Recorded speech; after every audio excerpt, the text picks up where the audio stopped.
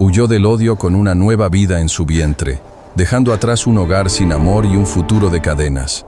Cargaba la herida del prejuicio y el miedo a un mundo sin piedad para ella o su hijo nonato. Pero en medio de su soledad, encontró un propósito en un guerrero al borde de la muerte. Un hombre cuya supervivencia se convirtió en la suya, forjando juntos un refugio para los desterrados.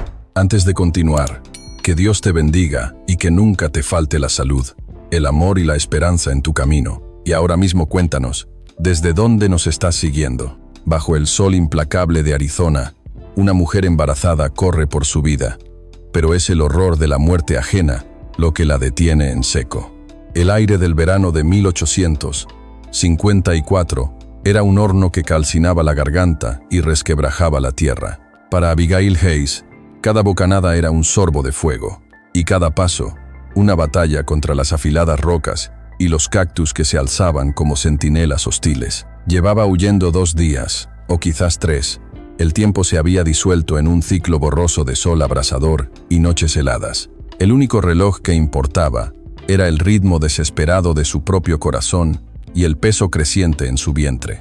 El recuerdo de la hacienda de su padre era una herida fresca. La imagen de la maciza puerta de roble cerrándose a su espalda la perseguía, el sonido final de su antigua vida. Warren Hayes, su padre, era un hombre tallado en la misma roca inflexible de aquellas montañas, un patriarca cuya voluntad era ley y cuyo afecto era una moneda que se ganaba con sumisión absoluta. Su mano, pesada como el hierro de marcar ganado, había dejado en la piel de Abigail un mapa de cicatrices que ahora, bajo la tela gastada y sucia de su vestido, ardían con el recuerdo de su última furia. Había sido al descubrir su embarazo, un fruto prohibido de un amor secreto con un jornalero al que su padre había despedido y desterrado meses atrás. La ira de Warren Hayes no había sido la de un padre decepcionado, sino la de un propietario cuya mercancía había sido dañada. Esa cosa no nacerá bajo mi techo, había sentenciado, y en sus ojos, Abigail no vio solo desprecio, sino una amenaza tan real y fría como el acero de un cuchillo. Fue esa amenaza la que le dio la fuerza para huir en la oscuridad, con nada más que el cuchillo de cocina de su madre y la ropa que llevaba puesta. Ahora, con los labios partidos y la piel cubierta por una capa de polvo rojizo, sentía que la fuerza la abandonaba. Una mano protectora se posó instintivamente sobre la curva de 4 meses de su vientre, un gesto que repetía sin cesar. «No nacerás en una jaula», susurró al viento seco. «No conocerás el miedo como tu primer aliento. Te lo juro». Fue entonces cuando sus ojos, nublados por el sudor y el agotamiento, divisaron la silueta temblorosa de un puesto de vigilancia abandonado. Sus muros de adobe, erosionados por el tiempo, prometían una sombra, un respiro. Con la última chispa de esperanza avivando sus músculos doloridos, se arrastró hacia él, soñando con agua, con un momento de paz. Pero la esperanza murió en su garganta con un sabor a ceniza. La imagen que la recibió la heló por dentro, deteniendo su corazón y sus pies con una violencia brutal. De una viga de madera que cruzaba la entrada, colgaban 4 cuerpos. Eran hombres apaches. Sus ropas tribales estaban desgarradas, sus cabellos negros, largos y sin vida, se mecían lánguidamente con la brisa caliente. La muerte había sido lenta, una exhibición de crueldad diseñada para ser vista. La sangre seca dibujaba caminos oscuros sobre la madera y la tierra, y el olor dulzón de la muerte se mezclaba con el del polvo. Debajo de ellos, grabado en el suelo con un trozo de carbón, una inscripción brutal y desafiante: Indian Lover. Abigail retrocedió, un grito ahogado atrapado en su pecho. El miedo, un animal familiar y venenoso, le atenazó las entrañas, gritándole que corriera, que se escondiera, que olvidara lo que había visto. «Huye», le siseó la voz de la supervivencia. «Esto no es tu lucha. Tienes una vida que proteger, una vida que es más importante que la tuya». Y sus ojos se llenaron de lágrimas al pensar en el pequeño ser que dependía enteramente de ella. Pero entonces, algo rompió la quietud de la muerte. El cuarto hombre, el que estaba más a la sombra, emitió un leve quejido, un sonido tan frágil que casi se lo lleva el viento. Su pecho se alzó en una respiración agónica y superficial. Estaba vivo. Abigail se quedó paralizada. el mundo entero reducido a la decisión de ese único instante. Huir era la opción lógica, la que garantizaría su seguridad y la de su hijo. Pero al mirar el rostro de aquel hombre, cubierto de sangre y polvo, no vio a un extraño, no vio a un apache, vio un reflejo de su propio sufrimiento, una vida aplastada bajo la bota de una crueldad sin nombre, la misma crueldad de la que ella escapaba. Dejarlo allí, a merced de los buitres y el sol, sería como abandonar una parte de sí misma. Sería aceptar que el mundo de su padre había ganado, que la compasión era una debilidad que no podía permitirse, y no podía. Por su hijo, no podía dejar que ese fuera el mundo en el que naciera. La decisión fue un fuego repentino que le recorrió las venas, quemando el miedo. Se acercó con una determinación que no sabía que poseía. Sacó su pequeño cuchillo. Sus manos temblaban, no solo por el terror a que los asesinos volvieran, sino por la abrumadora magnitud de su acto. Se subió a una caja de madera podrida, sintiendo el peso de las miradas vacías de los muertos sobre ella.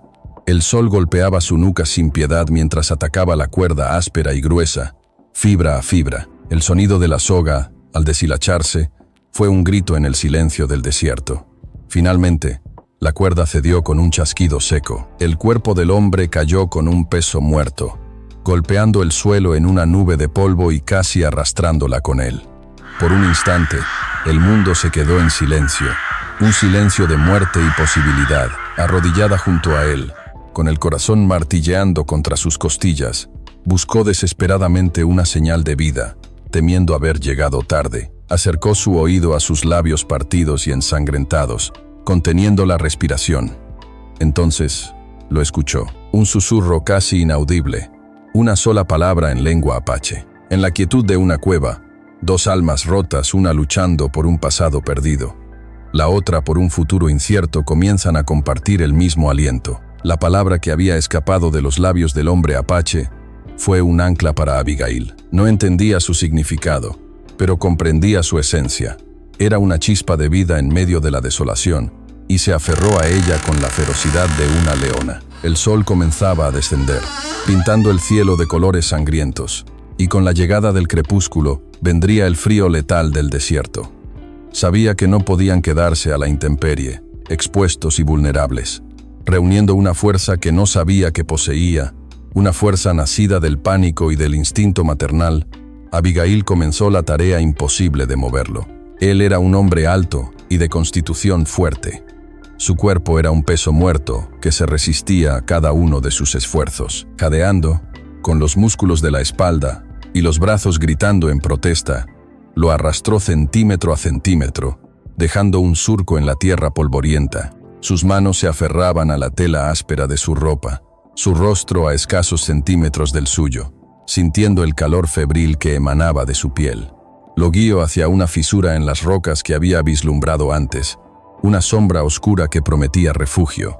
Era una pequeña cueva, apenas una oquedad en la piedra, oculta tras una cortina de maleza seca. El interior era fresco y olía a tierra húmeda y a piedra antigua. Era un santuario. Con Nakoa a salvo en la penumbra, Abigail se aventuró a salir de nuevo para recoger leña antes de que la oscuridad fuera total. Sus manos, poco acostumbradas a tal labor, terminaron arañadas y doloridas, pero logró reunir suficientes ramas secas para una pequeña fogata. El fuego, encendido con dificultad usando el cuchillo y una piedra, fue más que una fuente de calor. Fue una declaración de intenciones, un faro de vida contra la inmensa negrura de la noche y la muerte. A la luz danzante de las llamas, Abigail pudo ver por fin la magnitud de las heridas de Nakoa. La marca de la soga en su cuello era una herida terrible, una gargantilla brutal de piel en carne viva y amoratada. Tenía cortes y contusiones por todo el cuerpo, testigos de una lucha feroz. Con un suspiro tembloroso, Abigail rasgó una larga tira de la enagua de su vestido, un sacrificio de una de sus pocas posesiones. La humedeció con el agua de su cantimplora, que estaba casi vacía, y con una delicadeza infinita, comenzó a limpiar la herida de su cuello. Mientras lo hacía, Nakoa se agitaba, atrapado en las garras de la fiebre. Murmuraba sin cesar en su lengua, palabras guturales y suaves que Abigail no podía comprender. Eran nombres, quizás, o lugares de un mundo que le había sido arrebatado violentamente. En su delirio, Era un hombre que revivía la pérdida de sus hermanos, el calor del sol en su rostro por última vez, el chasquido de las sogas. Abigail sintió una punzada de dolor tan profunda que casi era suya, una empatía que borraba todas las fronteras entre ellos. Cuando terminó, se sentó apoyada contra la pared opuesta de la cueva, el calor del fuego secando sus lágrimas silenciosas. El cansancio la golpeó con la fuerza de una ola, un agotamiento tan profundo que sentía cada hueso de su cuerpo. Puso ambas manos sobre su vientre, buscando el consuelo de la pequeña vida que se movía en su interior, y en la intimidad de la cueva, comenzó a hablar en un susurro, no para Nakoa, sino para su hijo. «¿Qué he hecho?», se preguntó en voz alta. «¿Te he puesto en un peligro aún mayor? Tu padre, él habría sabido qué hacer, pero yo solo sé huir». Hizo una pausa, mirando la figura inmóvil de Nakoa, pero no podía dejarlo, no podía. Hacerlo habría sido como decir que la crueldad de mi padre tiene razón, y no la tiene. El mundo no tiene por qué ser así. Tú no nacerás en un mundo así. Hemos dedicado mucho tiempo y esfuerzo para escribir esta historia. Si no te gusta, dale like. Si te gusta, suscríbete a nuestro canal. Ahora, volvamos a la historia. Fue como si sus palabras hubieran atravesado el velo de la fiebre. En un breve momento de lucidez, Nakoa abrió los ojos. No estaban nublados por el delirio, sino claros y enfocados. Su mirada se encontró con la de Abigail, y luego descendió lentamente hasta el vientre abultado de ella, visible bajo el vestido gastado. No dijo nada. No había fuerza en él para hablar, pero después de un largo instante, asintió. Fue un gesto mínimo, casi imperceptible, pero cargado de un significado inmenso. Era un reconocimiento, una muestra de gratitud, la forja de un pacto silencioso en el corazón de la noche. Justo cuando el primer rayo de sol, pálido y gris, iluminaba la entrada de la cueva, trayendo consigo la promesa de un nuevo día, un sonido rompió la paz. El eco de ladridos de perros y el galope de varios caballos resonó en el cañón. Alguien se acerca. A veces, el nombre de un enemigo común es el juramento de lealtad más poderoso que dos extraños pueden compartir. El sonido de los cascos y los ladridos se había acercado, un trueno creciente que amenazaba con derrumbar su frágil santuario. Dentro de la cueva, Abigail y Nakoa se habían quedado inmóviles, como dos animales acorralados, conteniendo la respiración. Abigail había apagado el fuego con un puñado de tierra, sumiéndolos en una oscuridad casi total, y se había acurrucado en el rincón más profundo, con una mano sobre su vientre y la otra empuñando su pequeño cuchillo. Había sentido a Nakoa moverse, colocándose silenciosamente entre ella y la entrada, una barrera humana a pesar de su debilidad. El sonido pasó justo por delante de la entrada oculta, tan cerca que Abigail pudo oír el crujido del cuero de una silla de montar y una voz gritando una orden a los perros. Y luego, tan gradualmente como había llegado, el sonido se desvaneció, dejando tras de sí un silencio más profundo y pesado que antes. El alivio que los inundó fue tan agotador como el propio miedo. No se dijeron nada, pero en esa tensión compartida, en ese alivio mudo, algo entre ellos cambió. Ya no eran una rescatadora y un rescatado. Eran dos supervivientes. Pasó un día más, y luego otro. Nakoa recuperaba sus fuerzas a una velocidad que asombraba a Abigail. La fiebre había cedido, y aunque su cuerpo todavía estaba cubierto de magulladuras, sus movimientos ya no eran los de un moribundo. Se sentaba erguido, sus ojos oscuros y penetrantes, siguiendo cada uno de los movimientos de Abigail mientras ella recolectaba raíces comestibles o cambiaba el agua de sus improvisados vendajes. Había hablado poco, pero su silencio no era vacío. Estaba lleno de observación, de un peso insondable de dolor y de una gratitud que no necesitaba palabras. Fue en la tercera noche, mientras el fuego crepitaba suavemente entre ellos, que él finalmente rompió ese silencio. Su voz, aunque todavía rasposa por el daño en su garganta, era firme. «¿Por qué?», preguntó, mirándola directamente a los ojos. La pregunta flotó en el aire, simple pero inmensa. Abigail tragó saliva, buscando las palabras correctas. «Vi a un hombre que aún respiraba», respondió con sencillez. No podía dejarte allí. Otros lo habrían hecho», replicó él, su mirada sin vacilar. Gente de tu clase. Nos ven como a animales. Yo también sé lo que es que te traten como a un animal, confesó ella en un susurro, sus ojos bajando hacia sus propias manos. Yo también huía de un hombre cruel, de una jaula. Supongo que vi en ti a alguien que también merecía ser libre. Nakoa la estudió durante un largo rato, sopesando la sinceridad en su voz, la tristeza en sus ojos. Vio en ella no a una mujer blanca, sino a una compañera de fatigas, una alma marcada por una clase de violencia que él, de alguna manera, reconocía, y tomó una decisión. Mis hermanos, comenzó, y su voz se quebró por un instante. Íbamos a encontrarnos con otros de nuestro clan. Nos emboscaron. No hubo honor en ello.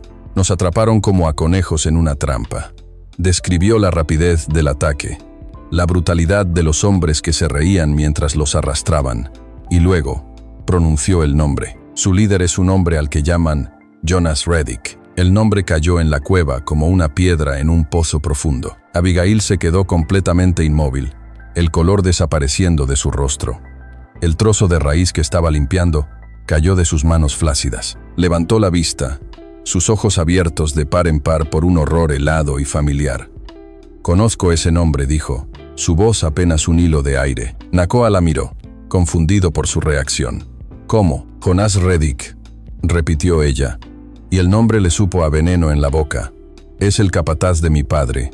Es el hombre que dirige a sus mercenarios. El hombre al que envía cuando quiere que se haga un trabajo sucio, cuando quiere que alguien desaparezca o que se envíe un mensaje. El mundo de Abigail se encogió hasta que solo existieron el fuego y los ojos oscuros de Nakoa. El monstruo de sus pesadillas, el hombre cuya crueldad había presenciado en las sombras de la hacienda de su padre. Era el mismo monstruo que había asesinado a la familia de Nakoa. El círculo de violencia se había cerrado de golpe, atrapándolos a ambos en su centro. Ya no eran dos víctimas de tragedias separadas, unidas por la casualidad. Eran dos supervivientes del mismo depredador. La crueldad que había definido su pasado y la que había destrozado el de él eran una y la misma. Estaban irrevocablemente entrelazados, sus destinos anudados por la mano sangrienta de un solo hombre. Nakoa la observó, viendo el terror en su rostro, y una nueva comprensión, sombría y terrible, se instaló en sus facciones. Su mirada se desvió hacia el vientre de Abigail, un refugio de vida inocente en medio de tanta muerte, y luego hacia la oscura entrada de la cueva, que ahora parecía menos un refugio y más una trampa. Entonces, dijo con una voz clara y funesta, cada palabra cayendo con un peso definitivo, él también te cazará a ti. El hombre que te hirió a ti es el que mató a mi gente. Ahora, somos lo mismo. Sobre las cenizas de dos vidas destruidas, se construye un hogar, tabla a tabla, mirada a mirada. Dejaron atrás la cueva, aquel útero de piedra que los había protegido, en cuanto Nakoa tuvo fuerzas para caminar con seguridad. El conocimiento que él tenía de aquellas montañas era como un mapa grabado en su alma.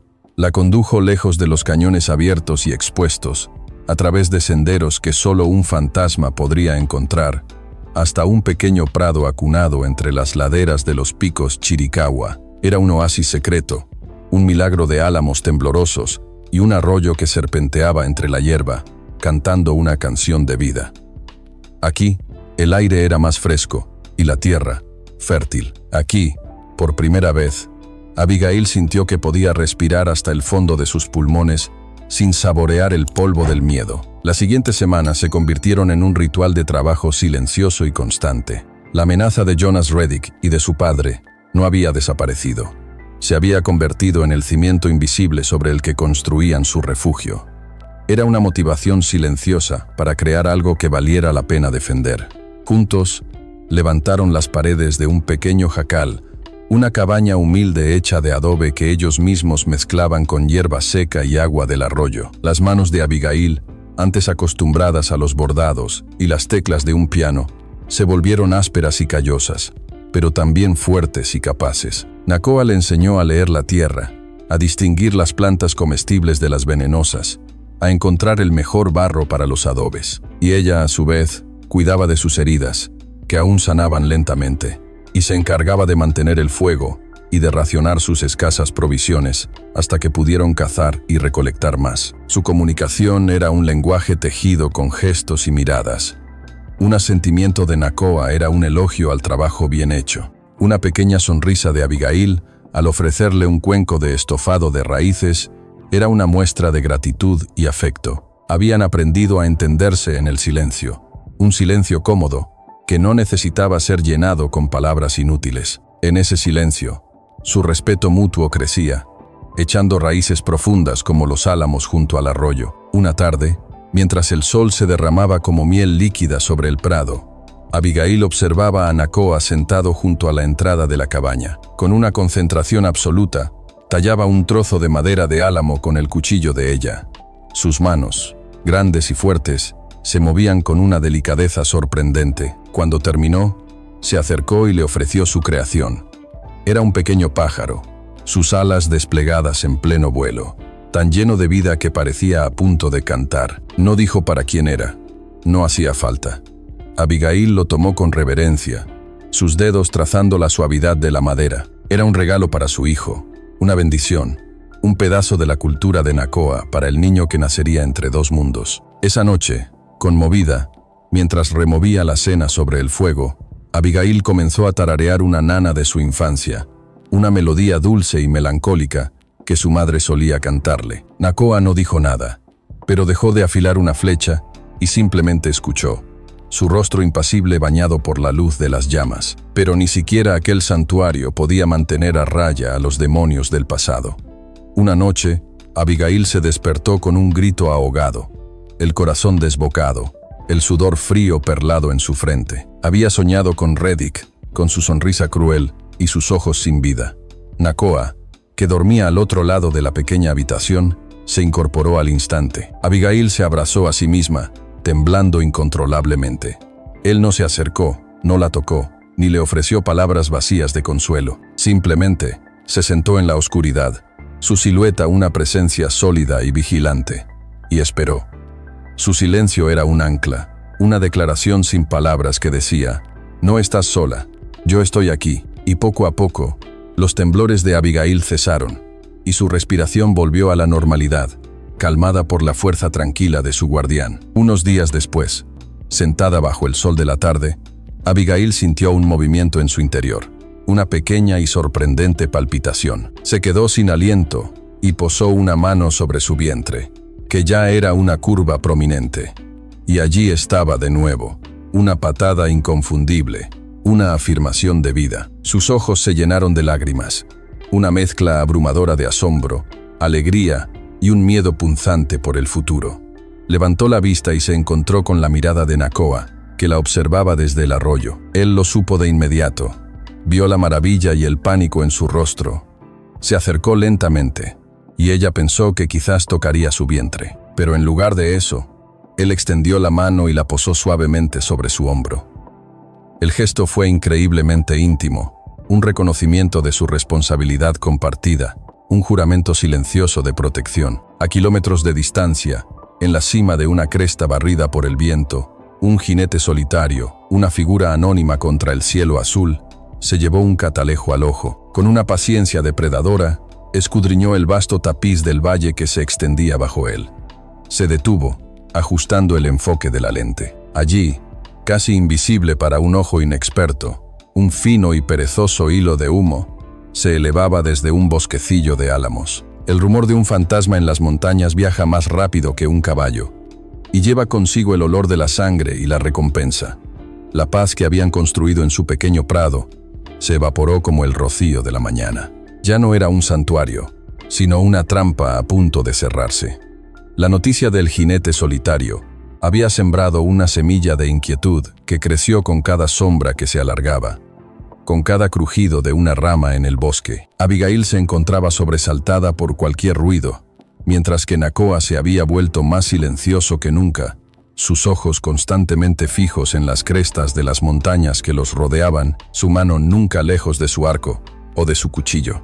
La confirmación de sus peores temores llegó en la forma de un anciano apache, un hombre cuyo rostro era un mapa de arrugas y cuyo cuerpo era tan enjuto y resistente como las raíces de un mezquite. Se topó con su campamento por casualidad, siguiendo el rastro del arroyo. Nakoa lo recibió con una cautela que pronto se transformó en un respeto sombrío. Compartieron comida y un silencio solemne antes de que el anciano hablara. Traía noticias de los asentamientos, de Tucson. La historia, le contó, se había extendido como la pólvora.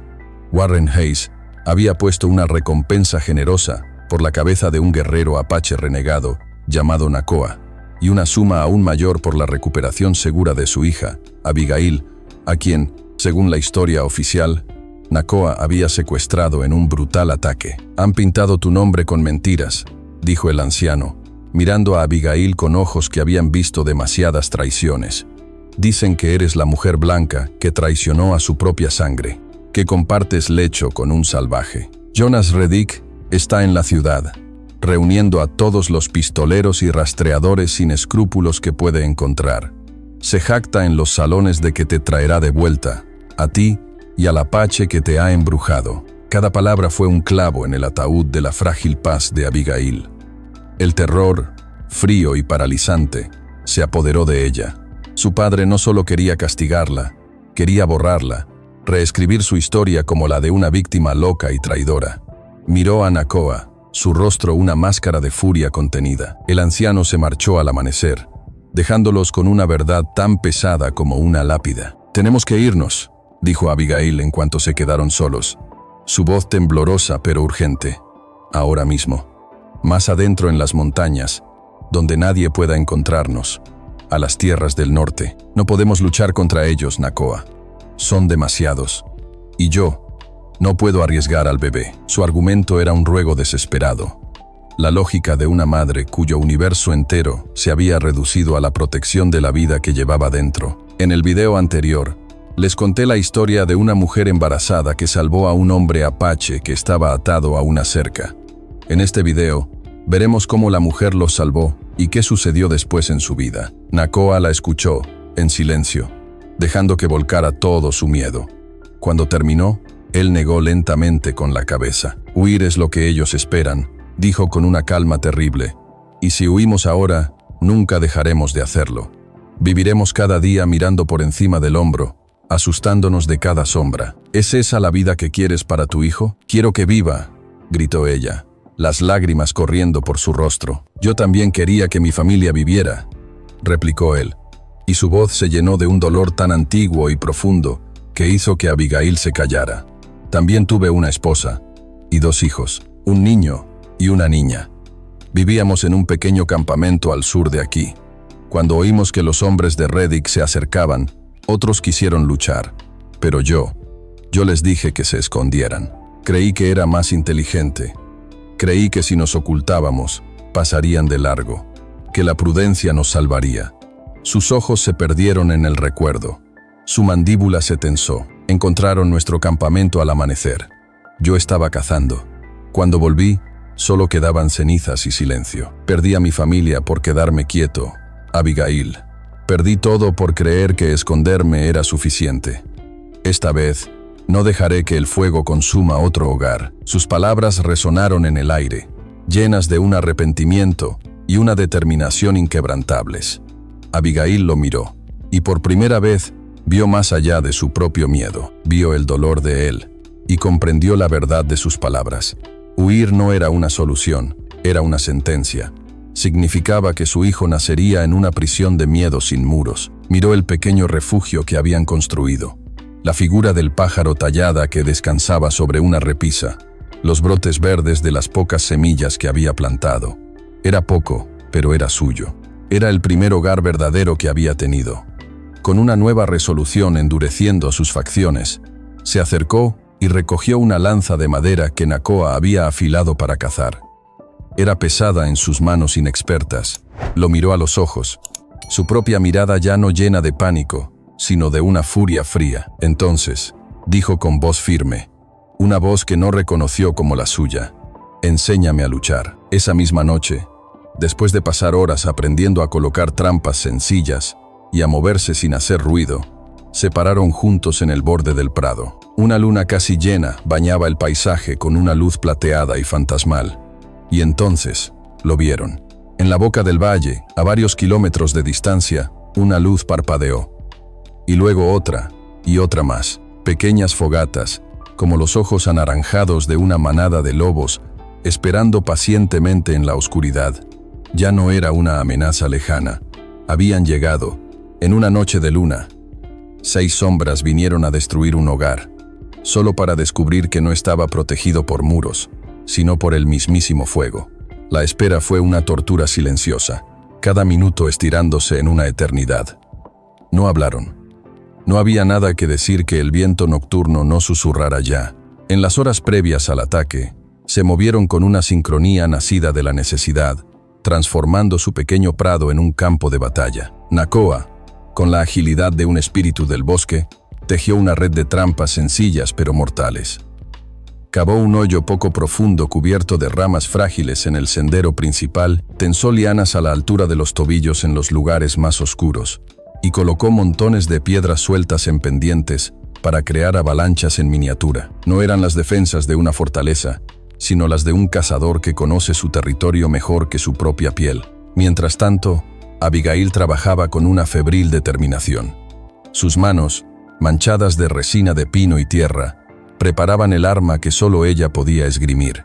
Reunió grandes haces de hierba seca, los ató con enredaderas y los impregnó con la resina pegajosa, hasta que se convirtieron en antorchas compactas y potentes. No había en ella rastro de la mujer asustada que había huido de la hacienda de su padre. El miedo seguía allí, un nudo helado en el fondo de su estómago, pero ahora estaba cubierto por una capa de furia protectora tan ardiente como el fuego que estaba a punto de invocar. Estaba luchando, no solo por su vida o la de Nakoa, sino por el derecho de su hijo a nacer en un mundo donde un hogar no podía ser borrado por el capricho de hombres crueles. Llegaron poco después de la medianoche, sus siluetas recortadas contra la luz de la luna. Eran 6, liderados por la figura alta y delgada de Jonas Reddick. Avanzaban con una arrogancia ruidosa, sus voces bajas y sus risas crueles rompiendo la santidad de la noche. Creían que iban a cazar a un animal herido y a una mujer indefensa. El primer grito de sorpresa y dolor llegó cuando uno de los mercenarios se hundió hasta la rodilla en el hoyo oculto, su tobillo torciéndose con un chasquido audible. La confusión fue su primera aliada. Antes de que pudieran reagruparse, una flecha silbó desde la oscuridad, y otro hombre cayó con un grito ahogado. La batalla se desató. Nakoa era una sombra entre las sombras, golpeando y desvaneciéndose, su cuchillo brillando a la luz de la luna. Usaba cada árbol, cada roca como cobertura, su conocimiento del terreno una ventaja abrumadora, pero eran demasiados. 2 de los hombres de Reddick cayeron, pero los otros 3, enfurecidos y más cautelosos, comenzaron a coordinarse, flanqueándolo. Una bala perdida le rozó la costilla, abriendo un surco ardiente en su costado. Otro hombre se abalanzó sobre él, y en la lucha cuerpo a cuerpo, la hoja de un cuchillo le abrió un profundo tajo en el antebrazo. La sangre comenzó a manar, debilitándolo, ralentizando sus movimientos. El punto de inflexión llegó cuando Reddick finalmente lo acorraló. Nakoa, herido y sin aliento, se encontró con la espalda pegada a una pared de roca. Reddick se acercó lentamente, saboreando el momento. Su rostro, bañado por la luz plateada, era una máscara de odio y triunfo sádico. «Mírate, salvaje», siseó, levantando su pistola. «Corriendo y escondiéndote como la alimaña que eres. Tu mujer será la siguiente. Le enseñaré lo que les pasa a las traidoras de su sangre». Fue entonces cuando una nueva luz floreció en la noche. Desde lo alto de una pequeña loma que dominaba el claro, apareció Abigail. No era una visión de ira, sino de una calma aterradora. Su figura, con el vientre de embarazada claramente visible, se recortó contra el disco brillante de la luna. En sus manos sostenía 2 de las antorchas que había preparado, sus llamas danzando como espíritus vengativos. Por un instante, todos los ojos, incluidos los de Reddick, se volvieron hacia ella, paralizados por la extraña y poderosa imagen. Y entonces, con un grito que era a la vez un lamento y una declaración de guerra, arrojó las antorchas. Cayeron en espiral sobre un espeso lecho de pinocha seca al pie de la loma, la yesca perfecta que el calor del verano había preparado. El fuego no prendió, explotó. Con un rugido ensordecedor, Una pared de llamas anaranjadas y rojas se alzó hacia el cielo, devorando los arbustos y trepando por los troncos de los pinos. El calor fue instantáneo e insoportable. El prado se convirtió en un infierno. El caos fue absoluto. Los hombres de Reddick gritaron, ya no de furia, sino de pánico, retrocediendo ante el avance del monstruo de fuego. El ataque se había acabado. Ahora solo importaba la supervivencia. En medio de la confusión, mientras el humo lo envolvía todo y las cenizas incandescentes llovían del cielo, Nakoa aprovechó la oportunidad. Trepó por las rocas, ignorando el dolor de sus heridas, hasta llegar al lado de Abigail en la loma. Estaban a salvo por ahora, observando cómo las llamas purificaban su hogar, consumiendo su pasado y salvando su futuro. Él estaba herido, cubierto de sangre y sudor. Ella estaba sin aliento, su rostro manchado de hollín, sus ojos reflejando el incendio. Mientras observaban a los mercenarios dispersarse en la noche, Abigail ahogó un gemido agudo y se llevó ambas manos al vientre, su rostro contraído por un dolor repentino y agudo. El esfuerzo, el terror, la tensión. Algo se había roto. ¿Era el bebé? A veces, la salvación no se encuentra en una fortaleza, sino en las ruinas abandonadas de la fe, donde la verdad yace enterrada bajo el polvo de los años. Huyeron del fuego como dos espectros perseguidos por los fantasmas de su propio hogar en llamas. El resplandor anaranjado los siguió durante kilómetros, una herida abierta en el terciopelo de la noche. El dolor en el vientre de Abigail se había calmado, transformándose en un calambre sordo y persistente, un recordatorio constante de su fragilidad y de las terribles consecuencias que la lucha había tenido en su cuerpo. Nakoa, con la herida del brazo vendada toscamente con un trozo de su propia camisa y el costado doliéndole a cada paso, la sostenía, prácticamente llevándola en volandas. Cada jadeo de ella era una espina en su corazón.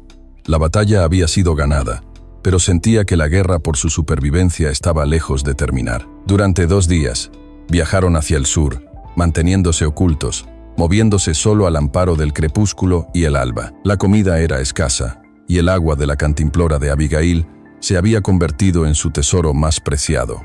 Fue al tercer día, cuando Abigail sentía que no podía dar un paso más, que Nakoa la detuvo. «Espera», susurró.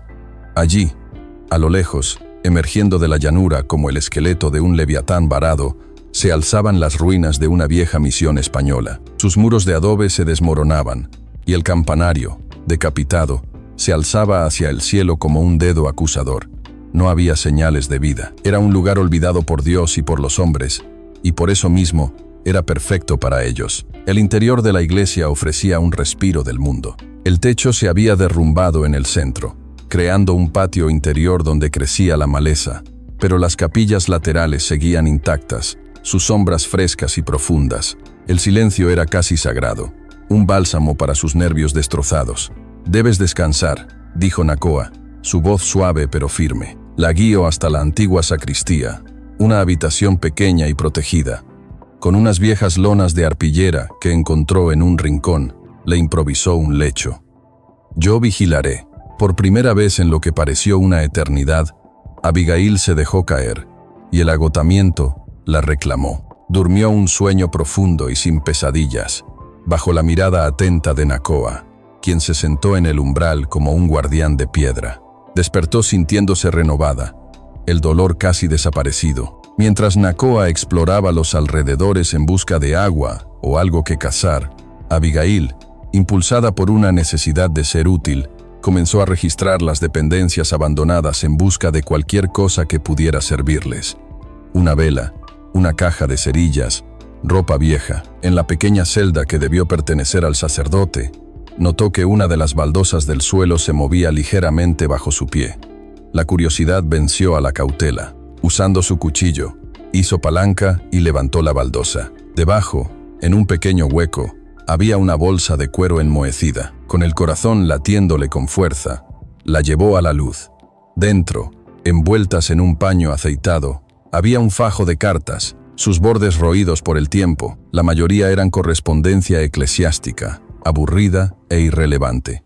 Pero una de ellas era diferente. Estaba a medio quemar, como si alguien la hubiera arrojado al fuego y luego la hubiera rescatado en el último momento. La caligrafía era tosca y agresiva, y mientras leía las primeras líneas, un escalofrío recorrió su espalda. Era una carta de Jonas Reddick para su padre, Warren Hayes. Estaba fechada apenas unas semanas atrás. En ella, Reddick se jactaba de haber resuelto el problema de los salvajes merodeadores, describiendo con un detalle nauseabundo cómo había tendido una emboscada y colgado a 4 hombres apaches como advertencia. Usó la frase exacta que Abigail había visto grabada en la tierra, Indian Lover, y luego venía la parte más condenatoria. El trabajo está hecho según sus instrucciones, escribió. Espero el pago acordado en Tucson la próxima semana. Asegúrese de que sea la suma completa, o quizás tenga que hacerle una visita para recordarle nuestro acuerdo. Gracias por haber visto hasta aquí. Si estás ocupado, tienes que salir ahora. Dale like a este video para que puedas encontrarlo fácilmente más tarde. Ahora sí, volvamos a la historia. Cuando Nakoa regresó, encontró a Abigail sentada en el suelo de la nave principal, la carta extendida en su regazo, su rostro pálido como la cera. Sin decir una palabra, ella se la tendió. Él la leyó, y luego la leyó de nuevo, sus nudillos blancos por la fuerza con que apretaba el papel quebradizo. El odio, la pena y una furia helada se arremolinaron en sus ojos. Abigail se acercó, y a la luz dorada del atardecer que se filtraba por el techo derrumbado, leyó la carta en voz alta. Las palabras crueles de Reddick, su voz presuntuosa, resonaron en las ruinas sagradas. Ahora tenía una voz, la voz de su propio asesino, impresa en tinta sobre papel. Era la prueba, era la verdad, y se dieron cuenta de que esto ya no era solo por su propia supervivencia. Era por sus hermanos, por la justicia, por la verdad misma. Nakoa dobló la carta con sumo cuidado y la guardó en el interior de su camisa, junto a su piel. Este papel, dijo, su voz resonando en la iglesia vacía, es su voz. Ahora debemos llevarlo a un lugar donde todos puedan oírla. En un pueblo construido sobre polvo y susurros, las verdades más pesadas se pesan no en una balanza, sino por las cicatrices en la piel de una persona. Al llegar, Abigail y Nakoa se convirtieron instantáneamente en un espectáculo. La visión de una mujer blanca, visiblemente embarazada y con la ropa raída de una fugitiva, caminando al lado de un guerrero apache con el rostro adusto y las heridas de una batalla reciente, hizo que las conversaciones se detuvieran y las cabezas se giraran. El prejuicio flotaba en el aire, tan denso como el polvo del camino. Su primer destino fue la consulta de un tal Dr. Morales, un nombre que Nakoa había oído mencionar como un hombre de principios. Lo encontraron en una pequeña clínica, un hombre mayor de ojos cansados y manos manchadas de yodo. Escuchó su historia en silencio, examinó las heridas de Nakoa con pericia y luego leyó la carta de Reddick, su rostro volviéndose más sombrío con cada palabra. He visto el trabajo de este hombre antes, dijo finalmente, su voz baja y grave. Cuerpos traídos de las montañas con heridas que no se correspondían con las historias que las acompañaban. Pero nunca tuve pruebas, solo sospechas. Su decisión fue instantánea. La ley aquí es tosca, pero el Marshal O'Brien es un hombre justo, aunque sobrecargado de trabajo. Iré con ustedes. Mi palabra puede que no valga mucho, pero pesará más que la de 2 forasteros. El Marshal O'Brien era un hombre corpulento, con un bigote espeso y la mirada de alguien que ha visto lo peor de la naturaleza humana. Al principio, su escepticismo era evidente. Historias de violencia en las tierras apaches eran el pan de cada día. Pero la presencia del Dr. Morales, y sobre todo, la carta, cambiaron el curso de la conversación. Con un pesado suspiro, tomó su sombrero y su revólver. Será un infierno, murmuró. La mitad de este pueblo cree que Reddick es un héroe. El arresto de Jonas Reddick en el salón principal fue, en efecto, un infierno. Solo cuando vio a Nakoa y Abigail de pie detrás de él, su risa se congeló, reemplazada por una máscara de incredulidad y furia. Lo sacaron a rastras entre los abucheos y las protestas de sus amigos y admiradores, hombres que veían en su brutalidad una forma de protección. El juicio se celebró al día siguiente en ese mismo salón, el único lugar lo suficientemente grande para albergar la curiosidad de todo el pueblo. No había un jurado formal, solo el Marshal O'Brien, actuando como juez, y la opinión pública como verdugo. Reddick, ahora limpio y con un abogado improvisado a su lado, parecía relajado, confiado. Su defensa fue simple y brutalmente efectiva. Negó todas las acusaciones, afirmó que la carta era una falsificación obvia y pintó a Nakoa como un salvaje mentiroso y a Abigail como su cautiva, una mujer débil y mentalmente inestable, embrujada por su captor. Cuando Nakoa subió al estrado improvisado, un silencio tenso se apoderó de la sala. Con una dignidad tranquila que contrastaba con la hostilidad que lo rodeaba, contó la historia del asesinato de sus 3 hermanos. Algunos en la multitud se sintieron conmovidos por su dolor palpable, pero para la mayoría, sus palabras eran solo el testimonio de un indio, fácilmente descartable. Luego fue el turno del doctor Morales. Su testimonio fue un golpe para la defensa de Reddick.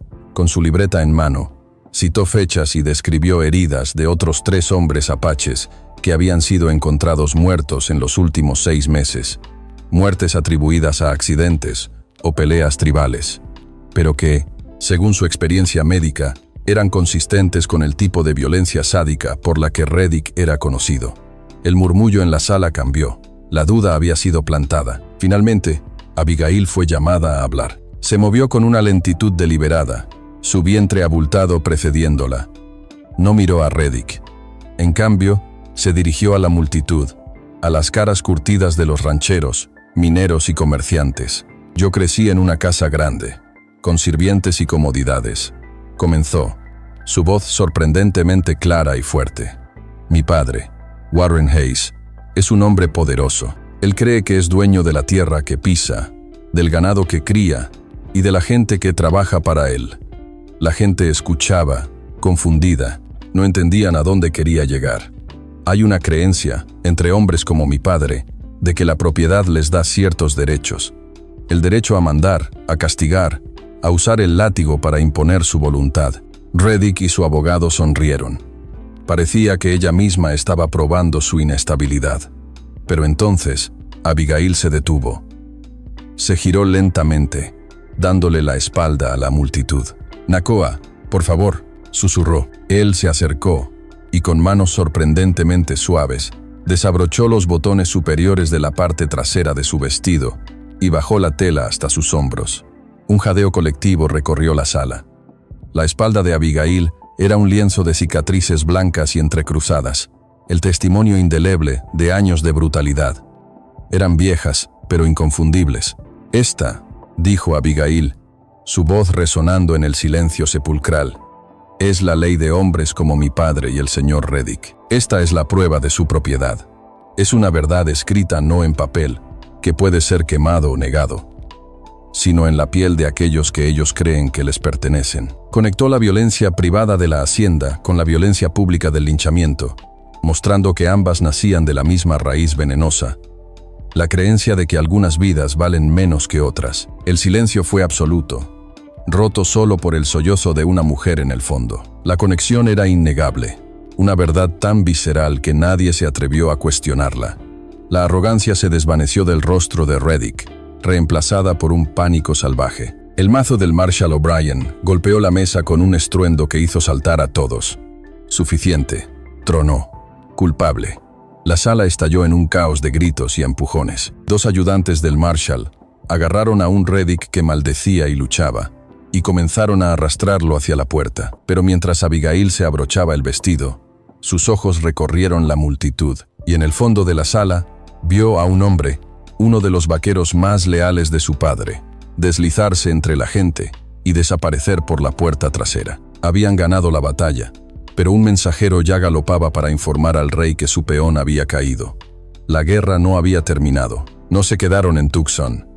No podían. La justicia que habían encontrado en el salón era frágil, un destello de luz en un mundo que prefería las sombras. La imagen de aquel vaquero de su padre escabulléndose entre la multitud fue un recordatorio inequívoco de que, aunque habían cortado la cabeza de la serpiente, el nido seguía intacto. Warren Hayes no perdonaría la humillación pública. Su poder tenía raíces largas y profundas, y Tucson seguía siendo su territorio. Dejaron la ciudad tan silenciosamente como habían llegado, convertidos en una leyenda incómoda, en un susurro que la gente prefería olvidar. Su regreso a las montañas Chiricahua no fue una retirada, sino una elección. Mientras caminaban de vuelta a su prado, vieron las cicatrices que el fuego había dejado en el bosque. Pero entre la negrura, la vida ya se abría paso de nuevo. La tierra, como ellos, estaba sanando. Reconstruyeron su hogar sobre los cimientos del antiguo, más grande y más fuerte que antes. Y entonces ocurrió algo inesperado. La historia de su juicio, adornada y distorsionada, se extendió por las tierras fronterizas. Se convirtió en un cuento susurrado alrededor de las fogatas, la leyenda de la mujer blanca con cicatrices y el guerrero apache que habían desafiado a un rey ranchero y habían vencido. Los primeros en llegar fueron Mateo y Rosa, una joven pareja mestiza. Él, rechazado por su familia mexicana por amar a una mujer de sangre mixta. Ella, despreciada por los colonos blancos por sus raíces indígenas. Luego vino una mujer llamada Inez, cuyo rostro estaba marcado por la mitad por las cicatrices de una quemadura, una visión que hacía que la gente se apartara de ella con miedo o lástima. Había vivido una vida de soledad, y en el pequeño asentamiento de Abigail y Nacoa, encontró un lugar donde la gente la miraba a los ojos al hablar. El último en unirse a ellos fue un viejo buscador de oro llamado Silas, un hombre al que una compañía minera le había robado sus tierras y su dignidad, dejándolo sin nada más que el cinismo y el cansancio del mundo. Poco a poco, su refugio se convirtió en un hogar. Su hogar se convirtió en un pequeño asentamiento. Construyeron 2 cabañas más, cavaron un pozo de agua fresca y plantaron una huerta comunal. Eran una familia improbable, un mosaico de almas heridas unidas no por la sangre, sino por un entendimiento compartido del dolor y un deseo feroz de paz. Aprendieron los unos de los otros. Nacoa les enseñó a rastrear y a entender el lenguaje del bosque. Silas, a encontrar agua y minerales. Mateo, a construir con adobe. Y Rosa e Inés, a curar con hierbas y a tejer mantas resistentes. Abigail, con su vientre creciendo día a día, se convirtió en el corazón de aquella pequeña comunidad, su calma y su resistencia una fuente de inspiración para todos. El invierno pasó, dando paso a una primavera vibrante. Una noche, mientras una suave lluvia tamborileaba en el techo, Abigail sintió el primer dolor agudo del parto. No estaba sola. Inés y Rosa estuvieron a su lado, sus manos expertas y sus voces tranquilizadoras, guiándola a través de las olas de dolor. Nacoa esperó afuera, bajo la lluvia, caminando de un lado a otro como un lobo enjaulado. Escuchaba los sonidos que venían del interior de la cabaña, un murmullo de voces femeninas y los gemidos de Abigail, sintiéndose más impotente de lo que se había sentido jamás frente a los hombres de Reddick. Y entonces, justo antes del amanecer, la lluvia cesó, y un nuevo sonido rompió el silencio del mundo lavado y fresco. El llanto fuerte y saludable de un bebé. Era un sonido de pura vida, una afirmación tan poderosa que pareció hacer que las estrellas brillaran con más intensidad.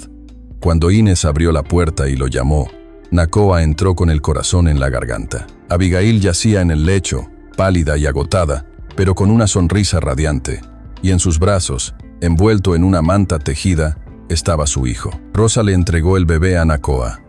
Él lo tomó con una torpeza reverente, sus grandes manos casi engullendo el pequeño cuerpo. Miró el rostro diminuto de su hijo, los mechones de cabello oscuro, los ojos cerrados en un sueño pacífico. El dolor por la familia que había perdido nunca desaparecería del todo, pero ya no era una herida abierta.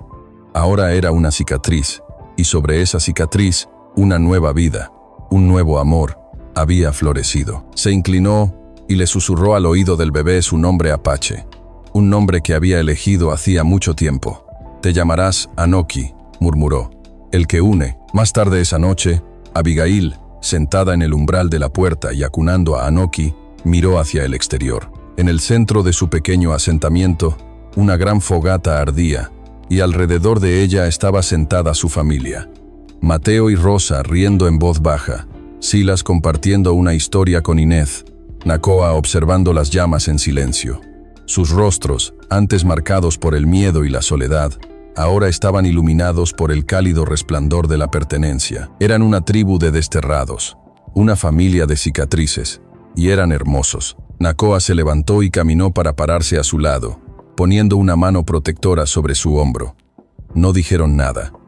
No era necesario. El suave murmullo del arroyo, el crepitar del fuego y la respiración tranquila del bebé en sus brazos lo decían todo. Este era su mundo. Esta era su victoria. La historia de Abigail y Nakoa no es simplemente un cuento de supervivencia en las tierras áridas de la frontera, sino un eco profundo que resuena en nuestros propios corazones. Nos recuerda que en las épocas más oscuras, cuando la crueldad y el prejuicio parecen gobernar el mundo, un solo acto de compasión puede cambiar el curso de un destino. Ellos, dos almas rotas de mundos opuestos, nos enseñan que la verdadera familia no siempre es la que heredamos, sino la que valientemente elegimos construir con aquellos que la sociedad ha dejado de lado. En su refugio, cada cicatriz contaba una historia de dolor, pero también de una increíble resiliencia. Así como la semilla más resistente encuentra vida en la grieta de una roca, el amor más verdadero a menudo florece en las cicatrices del alma. Te invito a tomar un momento para reflexionar sobre su viaje. ¿Cuántas veces hemos pasado de largo ante el sufrimiento ajeno por miedo o indiferencia? La historia de Abigail y Nakoa nos susurra que el coraje más grande no está en empuñar un arma, sino en ofrecer una mano a quien ha caído. Si esta historia ha tocado tu corazón, considera cómo puedes, en tu propia vida, ser un refugio para alguien que se siente perdido. Creemos que el poder de la empatía se fortalece al compartir relatos que nos inspiran. A continuación, tienes dos historias más que destacan directamente en tu pantalla. Si esta te encantó, no querrás perderte estas. Solo haz clic y échales un vistazo. Y no olvides darle like, suscribirte y activar la campanita para no perderte ninguna novedad de